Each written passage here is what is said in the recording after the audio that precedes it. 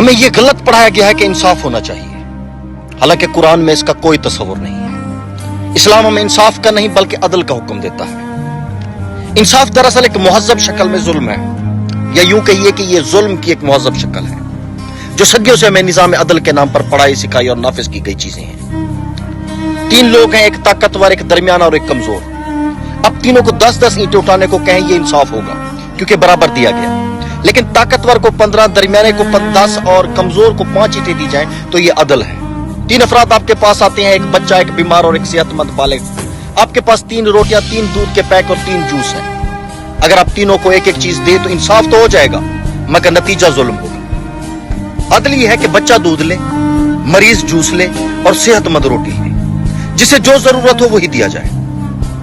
میرے ملک میں ایک رکشے والے کو 2000 روپے کا جرمانہ کیا جائے اور مرسیڈیز والے کو بھی اتنا ہی، تو یہ انصاف تو ہے، لیکن در حقیقت یہ بھی ظلم ہے۔ رکشے والا راشن کاٹ کر جرمانہ بھرے گا جبکہ مرسیڈیز والا جیب سے نوٹ نکال کر۔ یہ کہاں کا انصاف ہے؟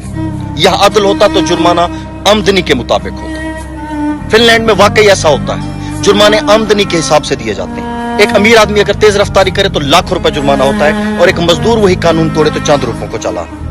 یہی عدل ہے، سب پر قانون ایک ہو مگر جزا و سزا ان کی حیثیت کے مطابق ہو۔ ہم سب کو ایک جیسا قانون، ایک جیسا جرمانہ، اور پھر حیران ہوتے ہیں کہ یہ معاشرہ ظالم کیوں بن گیا۔ یاد رکھیے، برابری ضروری نہیں، ضرورت کے مطابق دینا ضروری ہے۔